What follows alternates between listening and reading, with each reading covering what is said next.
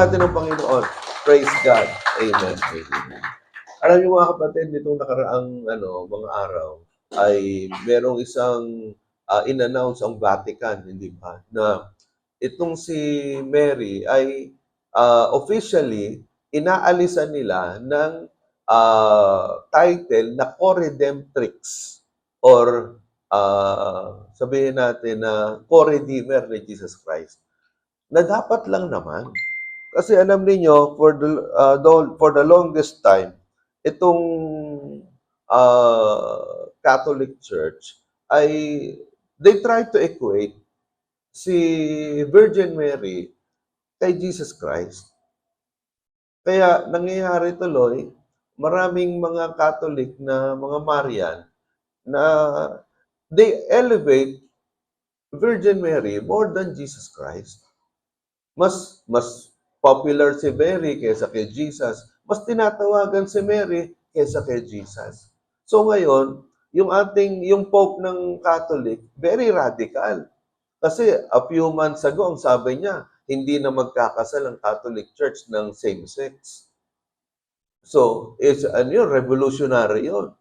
So, kaya yung iba sabi, ibo-boycott nila yung Catholic Church dahil hindi na pala sila pwede ikasal yung mga bakla at yung mga tibo sa Catholic Church. Eh ngayon naman, ang dineclare naman ng Pope na only Jesus is the Savior. And Mary is not a co-redemptrix or co-mediator or co-redeemer of Jesus Christ. Na si Mary ay hindi kapantay ni Jesus Christ na nagligtas ng mundo. Tanging si Jesus lang. Na talaga namang nasa Bible. Hindi ba? Ano ba nakalagay sa Bible? John 14:6. Jesus said, I am the way, the truth, and the life. No one comes to the Father except by me.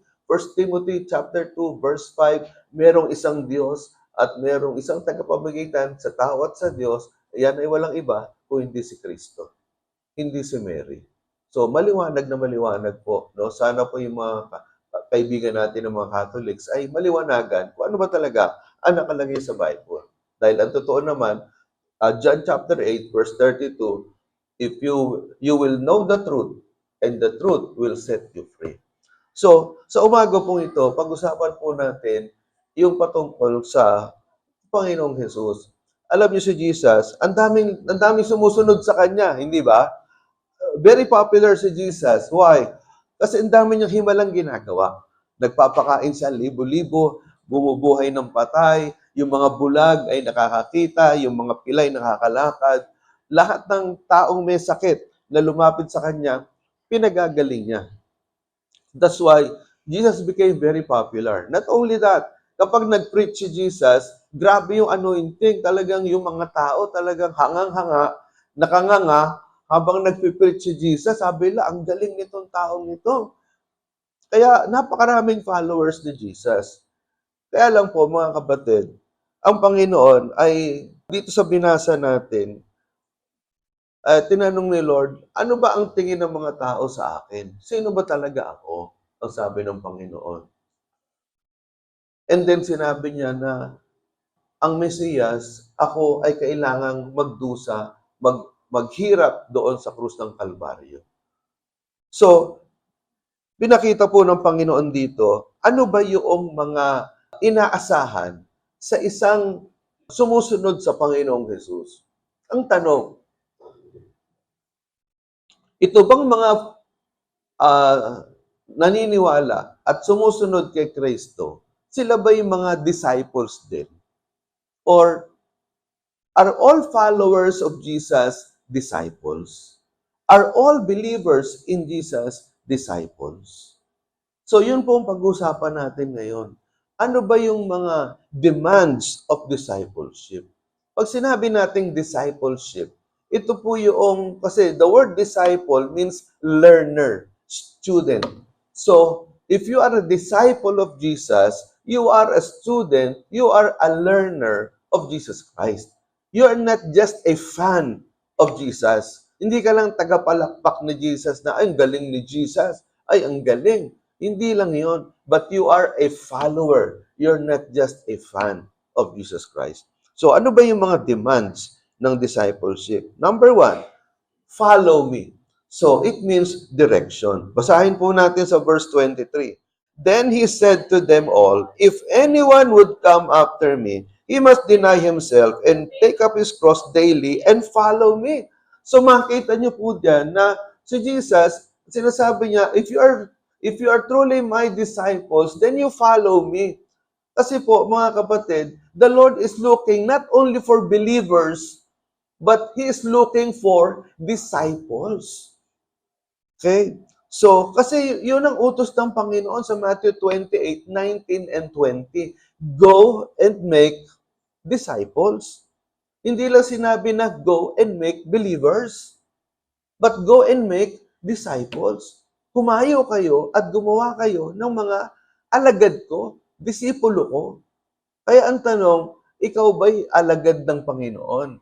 So, makinig po kayo para malaman nyo, ikaw ba talaga'y alagad ng Panginoon? O ikaw ay isang mananampalataya lang, naniniwala ka lang pero hindi ka alagad? No, sabi dito ni Jesus, anyone who would come after me, kung sino man ang gustong sumunod sa akin, he must deny himself. Itanggihan niyo yung kanyang sarili, pasanin yung kanyang krus, at saka siya makakasunod sa akin. So, to follow Jesus means, una, we are to deny ourselves the selfish desires we have. Ibig sabihin, yung selfishness mo, mawawala yan, aalisin mo. Kung ano yung gusto mo sa para sarili mo, i-deny mo yan eh. Because what you will want is what God wants for you. It is no longer what I want, but what the Lord wants. Naintindihan ninyo? Hindi yung, ano ba ang gusto ko mangyari sa buhay ko? Hindi na yun eh. Because if you are a disciple of Jesus Christ, ang tanong mo sa sarili mo, Lord, ano po ba yung gusto nyong gawin ko sa sarili ko? That is what you mean by denying yourself of your selfishness and self-interest. Kasi tayo, ang naturalesa natin, makasarili tayo eh. Ang naturalesa natin, ang gusto natin lahat yung makapagbigay sa atin ng kasiyahan. Tama ba? Kung ano yung makakasiya sa'yo, yun ang gustong mangyari eh. Pero hindi na yun eh. You are no longer that person. But the Lord said, if you want to come after me, you have to deny yourself of your selfish, self-centeredness, self-interest. But your interests are now my interests. Okay. Pangalawa, we are striving to be like Him. Hinahayaan natin, pinipilit natin na tayo ay maging kagaya ni Jesus Christ. He is our model. Hindi ba? Ginagaya natin ang Panginoon. Dahil ang sabi ng Panginoon, be holy for I am holy. Yun ang sabi ng Panginoon. Magpakabanal kayo kasi ako ay banal. At hindi lang yon. Ang sabi sa 1 Corinthians 11 verse 1, tandaan ninyo 1:1:1 ng 1 Corinthians. So, madaling tandaan. 1 Corinthians 11:1, 1:1:1. Ang sabi ni Paul, imitate me as I imitate Christ. Sa Tagalog, gayahin niyo ako habang ginagaya ko si Kristo. So, sino ang dapat palang ginagaya natin? Si Jesus. We are striving to be like Jesus. You are not striving to be like Pastor Joe. You are not striving to be like Ate Cheng or Ate Rona or Ate Chela. Or you are not striving after Tita Leti or Tito Rico. Hindi kami ang model ninyo eh. Ang model natin dito, si Jesus Christ. Kasi yun ang sabi ni Paul, imitate me as I imitate Christ. Habang ginagaya ko si Kristo, gayahin niyo ako. So, ano sinasabi ni Paul? The moment I stop imitating Christ, then stop looking at me. Naintindihan niyo ba? Hanggat ginagaya ko si Kristo, gayahin niyo ako. So, ibig sabihin, our ultimate model, we strive to be like Jesus. Pangatlo, to follow Jesus means we are to make Him the boss. Siya yung boss. Siya yung nasusunod. Pag sinabi mong boss, sabi mo, boss, pakilinis mo nga.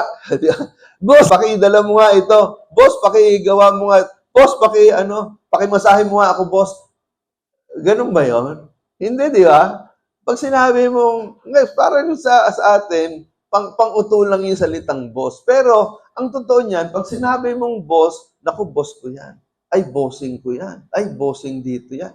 Pag sinabi mong boss, siya yung nasusunod. Di ba?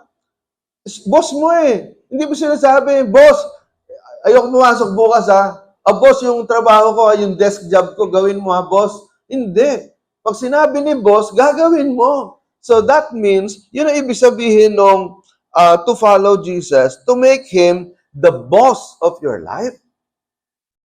And also, to follow Jesus means we apply the truths we learn from His Word. We apply the truths. We do not just read the Word, but we apply the Word. Naunawaan po ninyo, you apply the Word. What do you mean by apply the Word?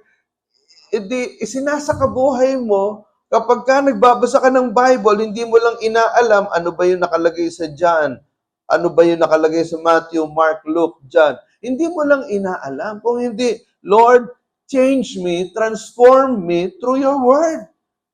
Tulungan niyo po ako, Panginoon, na yung mga salita ninyo ay mai-apply ko sa buhay ko. Okay? And to follow Jesus means we make every decision and dream according to His Word. Ibig sabihin, lahat ng decision-making natin, lahat ng mga pangarap natin sa buhay, lahat ng mga aspirations natin will be according to the Word of God. They will be filtered by the Word of God. Ano ba sinasabi ng Bible? Halimbawa, makikipagrelasyon ako. Ano ba sinasabi ng Bible? Halimbawa, magtatayo ako ng business. Ano ba yung principle sa Bible na pwede kong matutunan? Mag-aasawa ako. Ano ba ang principle sa Bible? Naunawaan po ninyo. Pupunta ako abroad. Magtatrabaho ako sa ibang bansa. Ano ba ang principle ng Bible na pwede kong matutunan? So, ibig sabihin, your every decision, your every dream, your aspiration, you ask the Word. Ano ba sinasabi ng Bible?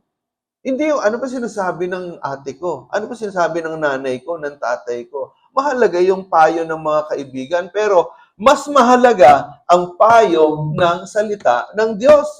Naunawaan natin mga kapatid. That's why we need to be men and women of the Word. Ang tanong, are you a man of the Word? Are you a woman of the Word? Naintindihan natin? Masasabi ba na, itong taong ito is a man of the Word of God. He's a woman of the Word of God. Kaya bilib ako dyan kay ate. Talagang, pag nagsalita yan, talagang according to the Word of God, yung kanyang prinsipyo sa buhay. Naunawaan po natin. And then, to follow Jesus means we are willing to suffer for our faith. We are willing to suffer for our faith. Kasi yun yung introduction ni Jesus doon sa binasa natin kanina from verse 18, na si Jesus, He will suffer.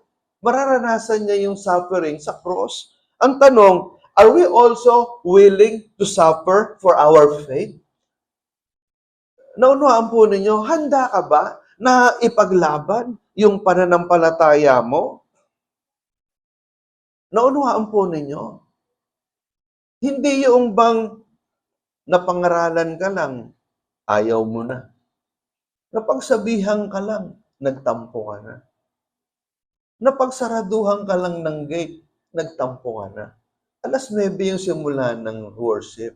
Napagsaraduhan ka ng 10:30. Ang sama ng loob mo. Nagtampo ka. Hindi ba? Sino kaya ang mas sasama ang loob? Si Lord o ikaw? Naintindihan nyo ba? So, are we willing to suffer for our faith? Are we willing to make sacrifices for our faith? Yun ay ibig sabihin ng to follow Jesus. Hindi lang yun to follow Jesus during times of happiness, during convenient times. Ito, nagpapasalamat ako sa inyo kasi iniisip ko nga, naku, ilang kaya atin ngayon? Baka 20. Pero tingnan ninyo, mahigit almost 100 yata tayo dito ngayon. And I thank the Lord because you made some sacrifices to be here despite of the impending typhoon signal number 5. No? At naniniwala ako may special blessing ang Diyos sa inyo ngayon. Now, tingnan niyo Luke chapter 6 verse 46. Ang sabi dito, "Why do you call me Lord, Lord, and do not do what I tell you?" Ba't niyo ako tinatawag Panginoon, Panginoon? Hindi niyo naman ginagawa yung sinasabi ko. Hindi ba? Naintindihan niyo ba? Na totoo nga naman. Tatawagin mo si Lord na, Lord, Lord. Pero hindi mo ginagawa yung sinasabi niya. Pero ang tawag mo kay Jesus, Lord. Yung pag sinabi mong Lord, Panginoon, pag sinabi mong Panginoon, ikaw servant. Naunawaan po ninyo. So that's why, sabi ni Jesus, masama ang loob ng Panginoon dito nung binanggit niya ito Ba't niyo ako tinatawag Panginoon, Panginoon, pero hindi niyo naman ginagawa yung sinasabi ko? Tingnan niyo po yung Matthew 7:21. "Not everyone who says to me, Lord, Lord, will enter the kingdom of heaven, but only the one who does the will of my Father who is in heaven." Ibig sabihin, hindi dahil tinatawag natin si Jesus, Lord, Lord, sigurado ka na nga sa langit ka pupunta. Ang sabi ng Panginoon, hindi lahat ng tumatawag sa akin ng Panginoon, Panginoon, makakarating sa langit. Sino lang ang makakarating sa kaharian ng langit? Yun lang gumagawa ng kalooban ng aking Ama. Ano ba ang kalooban ng aking Ama? Ang kalooban ng Ama ay gawin natin kung ano ang inuutos ng Panginoong Hesus. Naunawaan po niyo dahil walang iniuutos sa atin ng Panginoong Hesus na hindi galing sa Diyos Ama. That's why yung sumusunod lang sa kalooban ng Ama, ano yung kalooban ng Ama, nakapaloob po sa salita ng Diyos. Kung sino lang ang sumusunod sa kalooban ng Diyos, sa salita ng Diyos, sila lang yung makakapasok sa kaharian ng langit. Hindi dahil sa ting umaga na lang, Lord, Lord, Lord, wala kang bukang bibig, kundi Lord, Lord, Lord. Kahit napatid ka na, ano ba naman yan, Lord? O kaya pagkalaki ng problema mo, ano ba naman, Lord? Halos ginagamit mo na sa, halimbawa, nanonood kayo ng mga American films, ginagamit na mura yung pangalan ni Jesus Christ. Ang sakit sa tenga, ang sakit sa dibdib. So, hindi lahat na tumatawag ng Lord, Lord ay makakapasok sa langit. Yun lamang sumusunod sa kalooban ng Diyos Ama. Okay, pangalawa, ano bang second demand? Demand is serve me, or the purpose. Basahin natin Luke 9:24. "For whoever wants to save his life will lose it, but whoever loses his life for me will save it."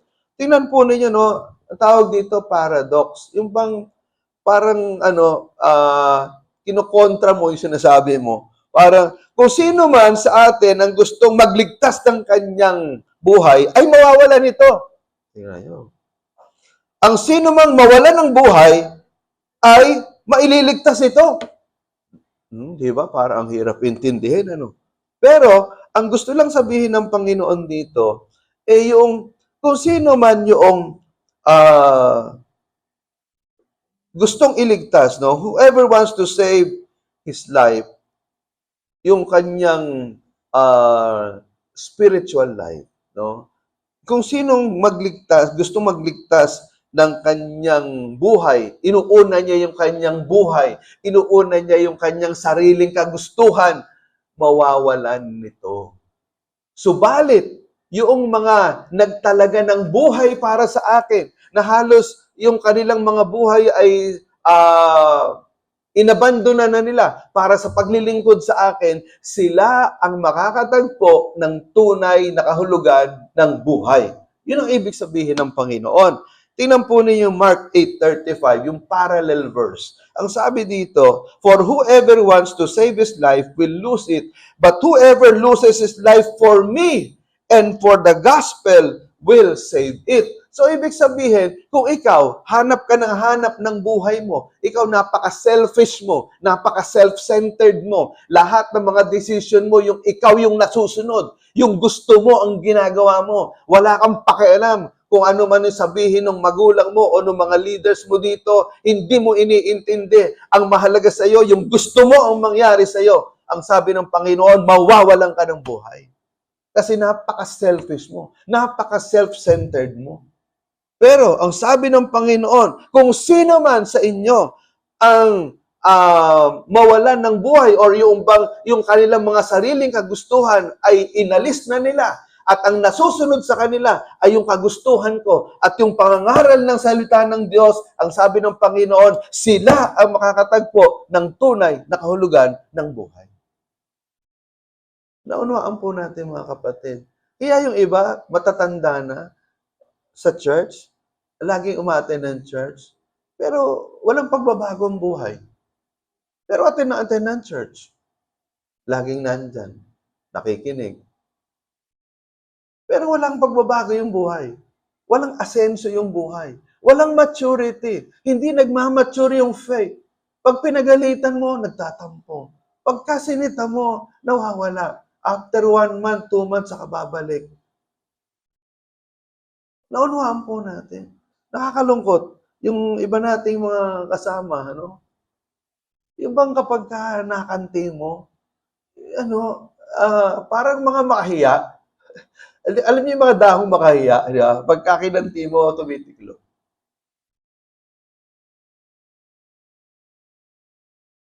Ito yung mga taong makasarili. Wala silang inisip kundi sarili nila. Puro kasiyahan. Ayaw nila ng nakakarinig ng mga masasakit na salita na galing sa salita ng Diyos. Nakakalungkot nga dahil meron tayong miyembro na ang laki naman ng sweldo niya. Kumikita siguro ng mga 30,000 a month. Nung nabigyan ng zero tithes receipt, walang ibinigay kahit piso. Nagtampo, hindi na umattend ng church. Anong maisip niyo doon sa taong yun? Hindi ba? Mas dapat nakakahiya. Kung ako, sumusweldo ako ng 30,000, tapos binigyan ako ng zero tithes receipt ni Sister Chela, mapapahiya ako sa sarili ko eh. Mapapahiya talaga ako. Mahihiya ako. Hindi ako magtatampo. Iiyak ako sa pagsisisi. Naintindihan niyo ba? Pero meron tayong ganong miyembro eh. Binigyan mo ng zero tithes receipt, hindi na nagpakita. Sumama ang loob. Anong klaseng pagkatao meron itong taong to? Anong klaseng pagka-Kristiyano meron ito? Nakalimutan na niya yung sinusweldo niyang 30,000 galing sa Diyos. Kung hindi sa Diyos, kahit isang daliri, hindi niya kayang pagalawin. So, the demands of the discipleship, it is serve me. Paglingkuran niyo ako, yun ang sabi ng Panginoon. To lose your life, for the Lord means 2 things. Number 1, to make Jesus the number 1 love of your life. Ibig sabihin, kung meron kang number 1 love of your life, hindi yung asawa mo. Nung buhay pa si Pastora Malu, alam niya, number 2 lang siya sa buhay ko. Dahil alam niya, ang number 1 ko si Lord. Kayo din, yung mga may asawa dito, sabihin mo sa asawa mo, alam mo, darling, mahal na mahal kita, pero number 2 ka lang sa buhay ko. Kasi ang number 1 sa buhay ko, si Lord. O, hindi ba? Yung mga boyfriend nyo, girlfriend nyo, yung mga tapos ng mag-aral, sabihin mo, alam mo, mahal na mahal kita, pakakasalan kita. Sa lahat ng simbahan, sa lahat ng born again sa simbahan, pakakasalan kita, pero number 2 ka lang sa buhay ko. Kasi ang number 1 sa akin, si Lord. Naintindihan niyo ba? Alam niyo, pagka ganyan, yung mentalidad ninyo, matutuwa si Lord sa iyo eh. So to make Jesus the number 1 love of your life, He must be the top priority in all your relationships. Tingnan niyo yung Matthew 10:37. Anyone who loves his father or mother more than me is not worthy of me. Anyone who loves his son or daughter more than me is not worthy of me. So tingnan po ninyo, ang linaw, di ba? Ang linaw ng demands of discipleship. Kung sino man sa atin, ang sabi ng Panginoon, sino man sa inyo, ang nagmamahal sa inyong ama at sa inyong ina, nang higit sa pagmamahal nyo sa akin, hindi kayo karapat-dapat sa akin. Kung sino man sa inyo ang nagmamahal sa kanyang anak na lalaki o anak na babae, nang higit sa pagmamahal nyo sa akin, hindi kayo karapat-dapat sa akin. O itagdag natin, kung sino man sa inyo ang nagmamahal sa inyong mga boyfriend o girlfriend o pag-aaral o business o trabaho, nang higit sa akin, hindi kayo karapat-dapat sa akin. That is the demand of discipleship.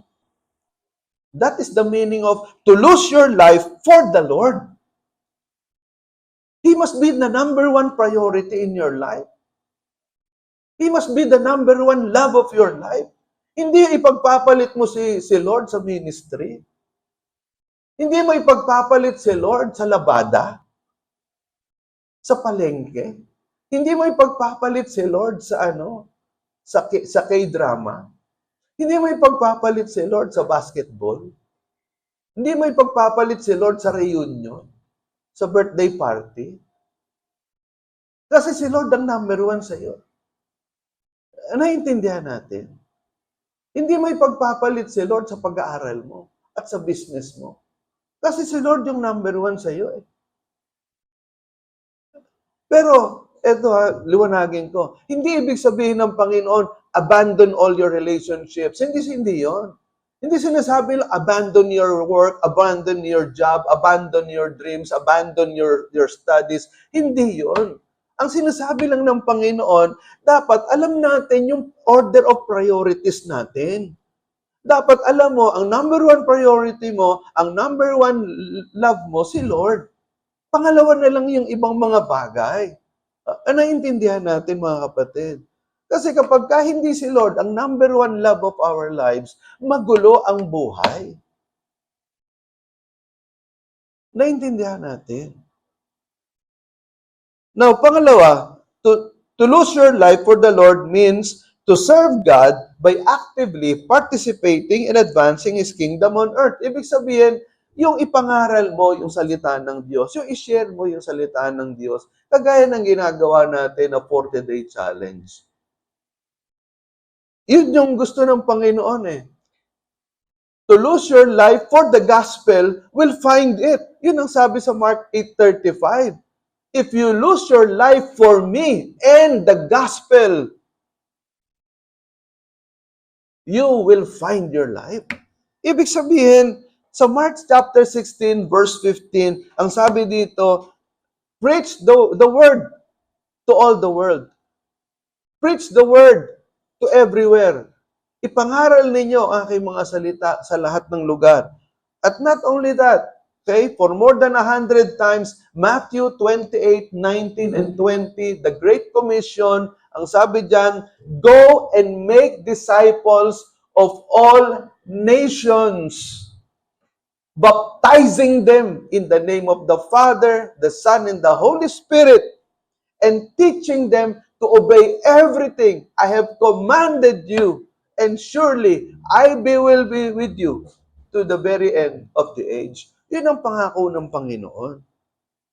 To serve God by actively participating. Ibig sabihin, aktibo ka, hindi ka passive na 40-day challenge, pero ikaw nanonood ka lang.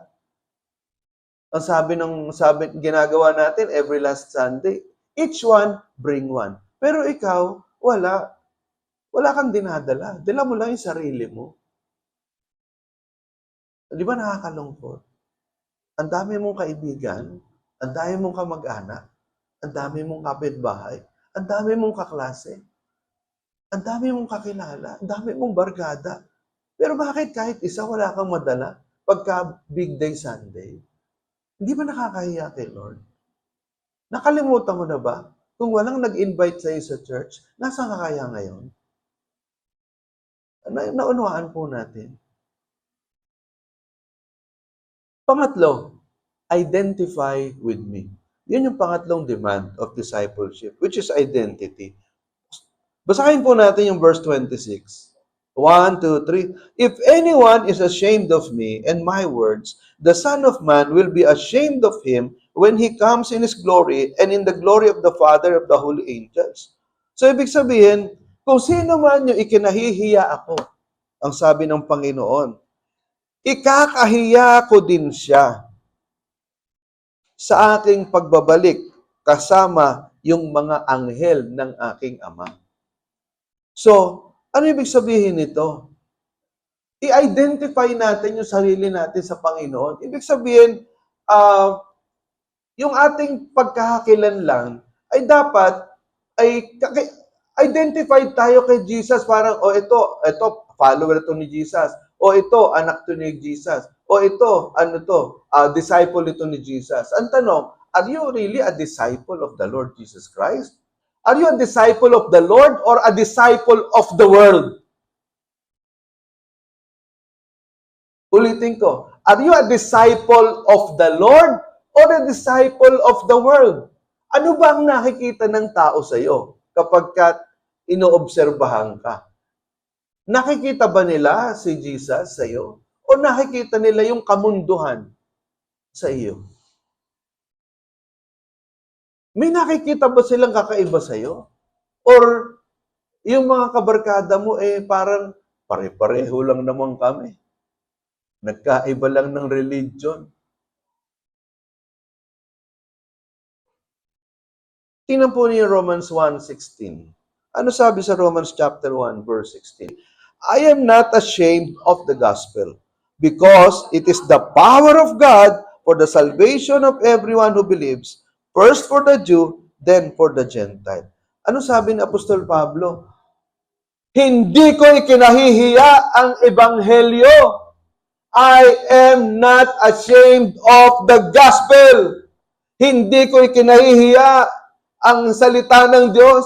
Hindi ko ikinahihiya ang kaligtasan na galing sa Panginoong Jesus. I am not ashamed of the gospel. Why? Because it is the power of God for the salvation of everyone who believes. Naunawaan po ninyo? Bakit mo nga naman ikahihiya ang ebanghelyo? Ito yung makapagliligtas sa iyo mula sa impyerno. Bakit mo ikahihiya? Bakit mo ikahihiya si Jesus? Siya yung magliligtas sa iyo sa impyerno. Naunawaan po natin. Isipin mo na lang halimbawa, nasentensyahan ka, electric chair. Pero merong isang tao na nagbayad para sa iyo. Sabihin natin na binayaran niya ng 100 million yung gobyerno para lang ikaw ay iligtas sa tiyak na kapahamakan sa electric chair. Itong taong ito, ikakahiya mo ba? Hindi ba? You will be proud of this person at sasabihin mo, naku, salamat, itong taong ito, kung hindi niya binayaran ng 100 million pesos yung aking buhay, malamang patay na ako. So anong gagawin mo? Paglilingkuran ko itong taong ito. Ibibigay ko yung buhay ko sa taong ito. I will be proud of this person. Naintindihan po ninyo? Ganon ang ginawa ni Jesus sa atin. Sa impyerno tayo Pero si Kristo namatay sa krus, binigay niya yung kanyang buhay para sa atin, para iligtas tayo sa tiyak na kapahamakan forever and ever na torture sa impyerno. Now, will you be proud of Him? Or will you be ashamed with Him? Ikakahiya mo ba si Jesus? Or you will be proud of the Lord Jesus Christ? So what does it mean to be ashamed of the Lord? Una, being embarrassed to align with Jesus' teachings in their lifetime. Ibig sabihin, kung ikinakahiya mo si Jesus, ikinakahiya mo yung kanyang katuruan na i-apply sa buhay mo. Ayoko niya, nakakahiya naman yan. Na ano ba yan? Napaka-corny naman yung Bible na yan. Hindi, but we will be proud of applying the word into your life. Ano pa ibig sabihin to be ashamed? To be ashamed means to being unwilling to speak about Jesus. Unwilling. Hindi ka handang ipangaral si Kristo. Hindi ka handang ibahagi si Kristo sa best friend mo, sa nanay mo, sa tatay mo, sa kapatid mo, sa mga taong malapit sa iyo. Yan ang ibig sabihin ng ashamed of the Lord. Hindi handang ibuka yung bibig mo patungkol kay Jesus Christ. Again, what does it mean to be ashamed of the Lord? Being afraid of identifying with Jesus out of fear. Ibig sabihin, natatakot ka na, ma-identify ka na, ikaw ay born again or ikaw ay mananampalataya ni Kristo dahil baka pagtawanan ka. O kaya baka usigin ka. O baka parusahan ka. O baka ikulong ka. O baka patayin ka. Now, discipleship is a call to not be ashamed of one's faith, but to stand firm in it even when facing pressure or rejection. Basahin nga natin ulit. Discipleship is a call to not be ashamed of one's faith, but to stand firm in it even when facing pressure or rejection. Meron po ako ipapakita sa inyo na video dito. Kasi grabe po yung nangyayari sa Nigeria. Grabe yung sobrang tindi ng persecution. This week on Christian World News, President Trump issues a warning to Nigeria. Stop Islamic terror groups from killing Christians, or we might send in the U.S. military. Plus, the untold story of genocide in Nigeria. Islamic terror groups are slaughtering Christians. A documentary exposes it all. And the humanitarian crisis in Sudan. Civilians are being slaughtered and millions starving. Who's helping these desperate people?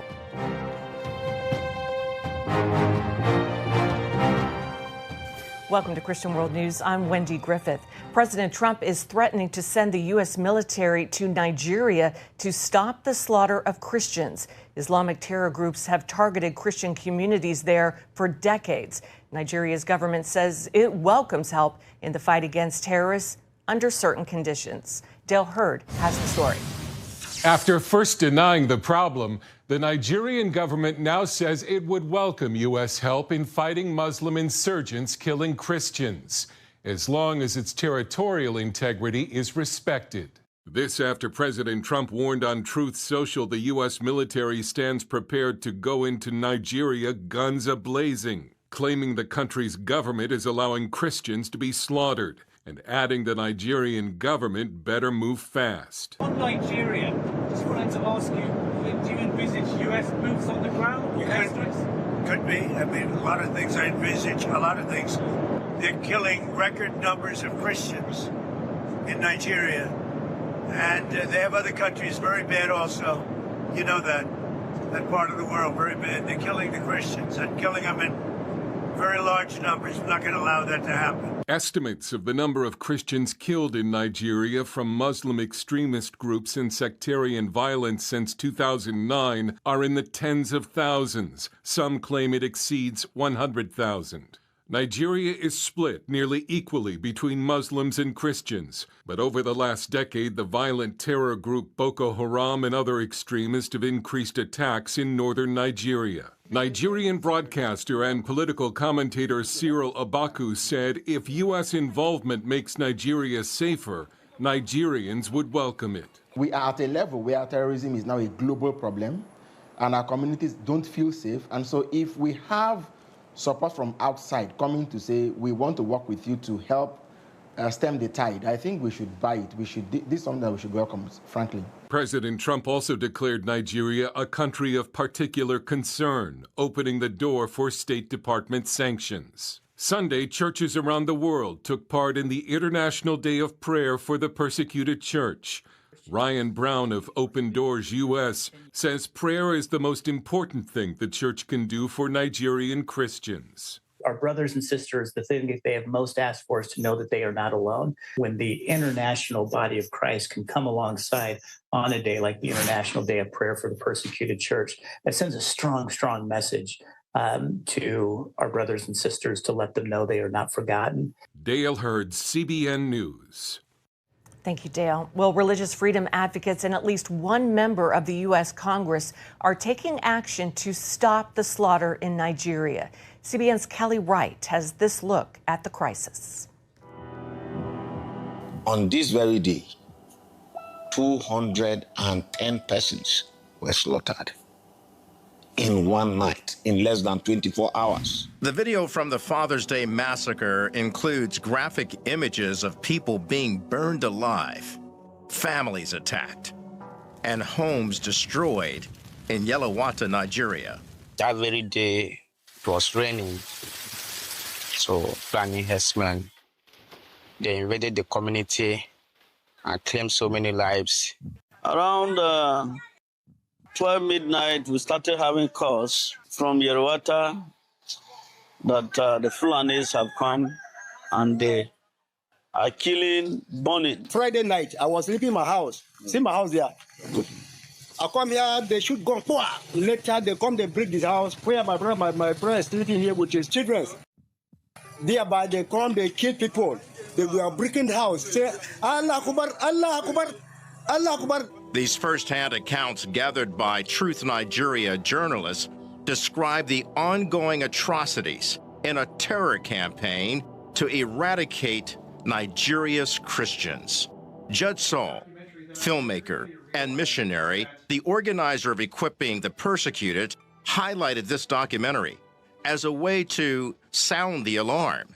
We need to fight this thing threefold. One, America as a government needs to get involved with a very little. I'm talking very little of our resources. If we just did the very little bit of push an aggressive foreign policy, throw some sanctions, whatever it takes, I think we can put a significant dent in this and put a stop to this. U.S. Representative Chris Smith of New Jersey, who has traveled to many dangerous areas in Nigeria, has introduced a resolution in Congress to help stop attacks fueled by religious hatred. There has been an exponential increase in attacks on Christians and some Muslims, but Christians in particular.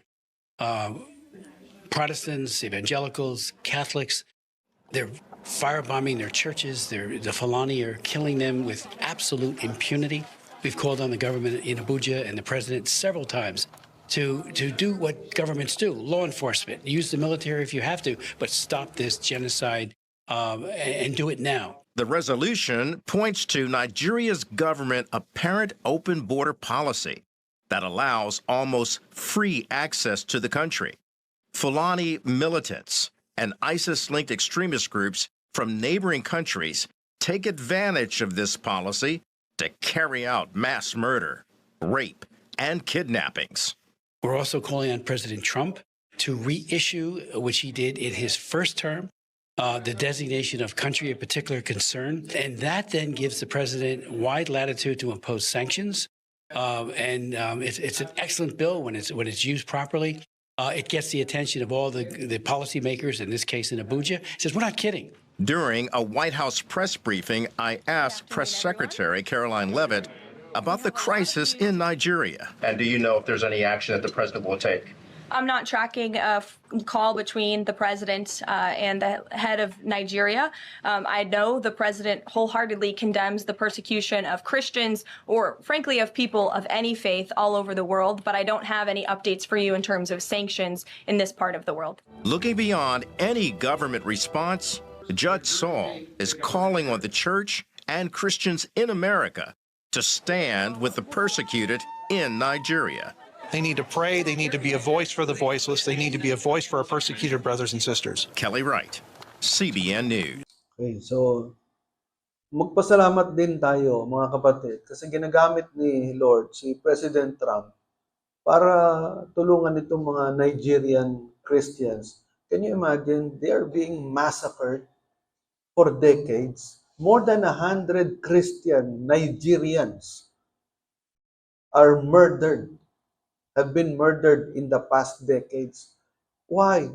Because of their faith in the Lord. Dahil ayaw nilang bitawan yung faith nila kay Jesus Christ, handa silang mamatay. Tingnan ninyo, sinusunog ng buhay, pinagpapapatay, pinupugutan ng ulo. Pero tingnan niyo yung mga Nigerian Christians. Ang tatapang pa rin. Kahit na yung mga simbahan nila, sunog na, andun pa rin. Nag-worship pa din. Nakita nyo ba? Nandun pa rin sila eh. Wala nang mga bubong. Pero andun pa rin. Nag-worship pa din. Ang tanong, yung klase ng faith na meron tayo. Anong klase? If you will measure your faith with the kind of faith of our brothers and sisters in Nigeria, hindi ka ba nahihiya? Naintindihan ba natin? Dito mapagsaraduhan ka lang ng gate ng 10:30, sumasama loob mo eh.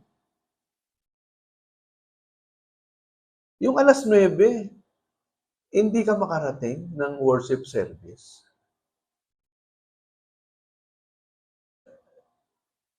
Yung napuyat ka sa gabi, isipin mo, ayoko na umattend bukas, puyat ako eh. Ganon ang kababaw yung pananampalataya ng iba. Pasensya na, pastor, napuyat eh. Next Sunday na lang. O pasensya na, pastor, may lakad eh. May nag-ayang kaibigan eh. Saka na ako ate ng church.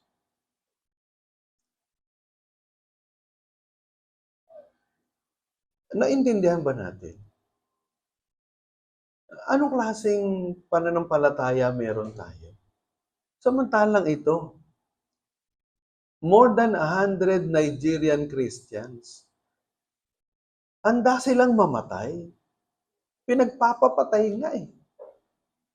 Because of their faith in the Lord. Yun ang ibig sabihin ng disciple. Nakaka-challenge, di ba? Nakakahiya. Kung susukatin mo yung klase ng pananampalataya na meron ka. Ang liliit ng mga bagay na ikinasasama mo ng loob at ikinatatampo mo kay Lord. Samantalang itong mga to pinagpapapatay. Hindi sila nagtatampo. Naintindihan niyo ba? Hindi sumasama ang loob nila kay Lord.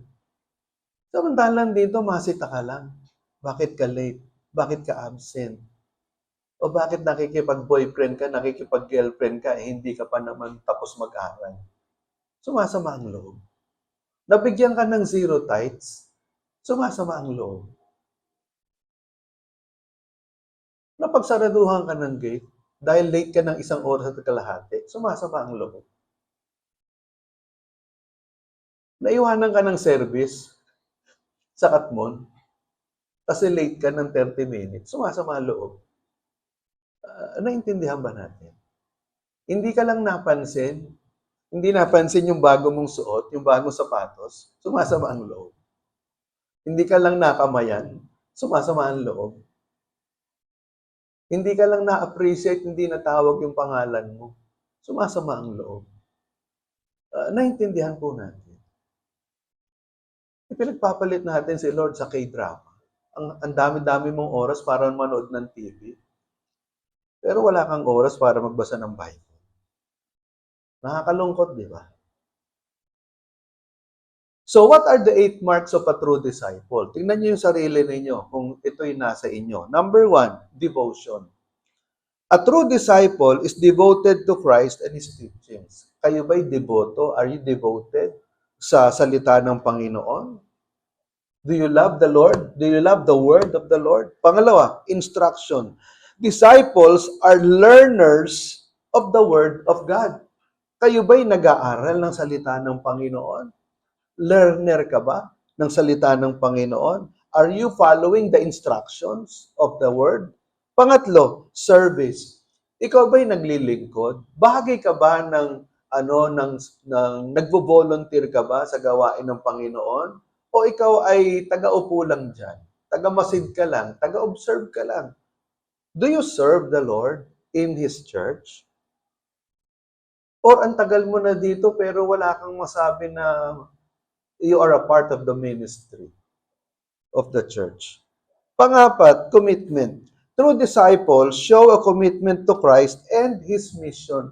Yung commitment, ito yung pagtatalaga na kahit na medyo mahirap gawin, pero gagawin mo. Kasi may commitment ka eh.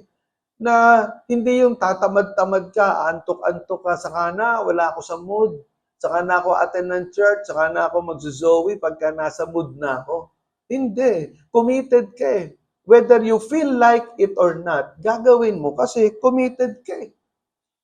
Influence. Disciples are called to be salt and light in the world. Ikaw ba, salt and light ka ba?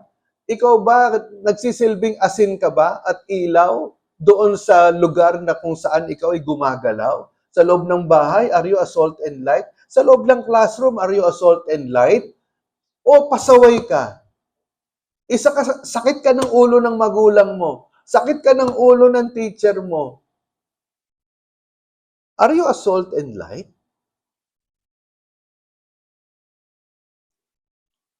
Yung influence mo, nakaka-influence ka ba para sa Panginoon? Or ikaw yung nai-influensyahan patungo sa kasamaan? Prayer. A true disciple maintains a strong prayer life. How much do you pray every day? Do you pray at least 15 minutes a day? Meron ka bang 15 minutes a day to pray? Because a true disciple prays at least 15 minutes a day. Love.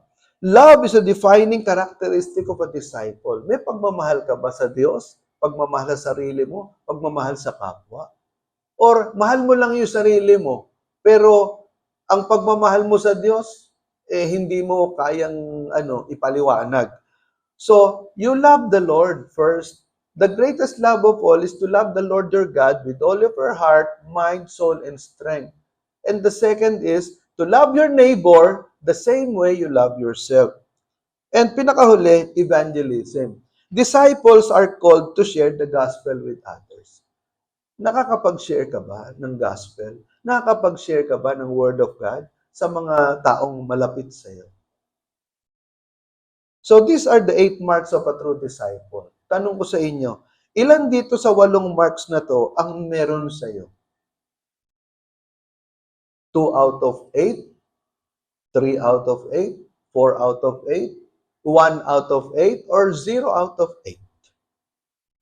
Sana 8 out of 8. So in conclusion, basahin natin Philippians 1:29.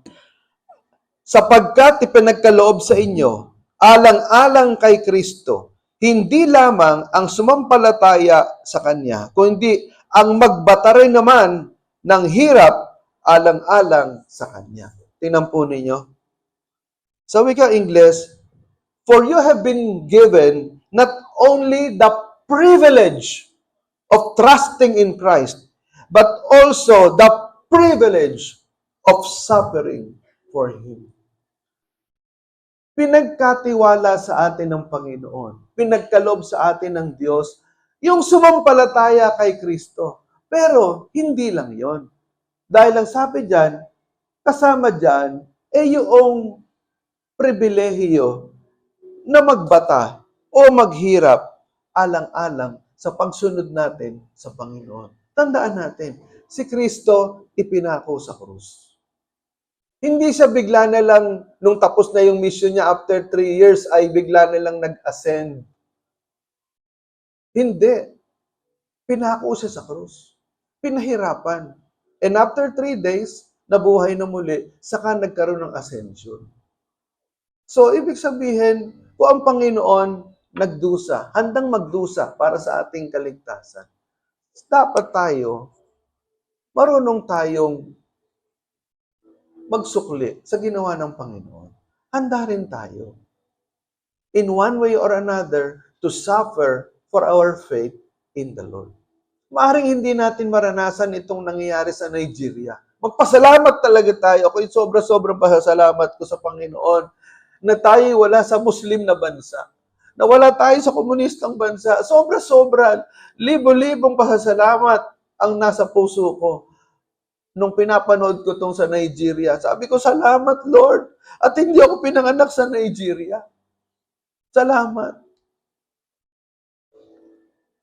Pero itong pasasalamat na meron sa akin, dapat ito ay ipangaral ko. Gamitin ko yung aking kalayaan na ipangaral ang salita ng Panginoon. Dahil hindi lahat ng anak ng Diyos may kalayaan na ipangaral ang salita ng Panginoon at ipangalandakan na sila ay mga anak ng Diyos. Magpasalamat tayo. We have the freedom, the privilege to share the Word of God, to be identified with the Lord Jesus Christ. That is the demand of discipleship. Let us pray.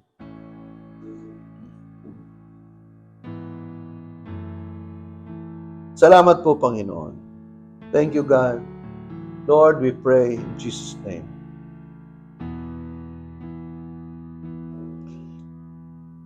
Ito pong demands of discipleship, Lord, nawa ay makita po sa amin ito. Panginoon, help us, O God, to follow you wherever you go, to serve you, Lord, with a purpose, and to identify with you. At hindi ka namin ikahiya, Panginoon. Kung hindi, maging proud kami sa iyo, Panginoon. Maging proud kami na kami ay mga born again, na iniligtas mula sa impyerno.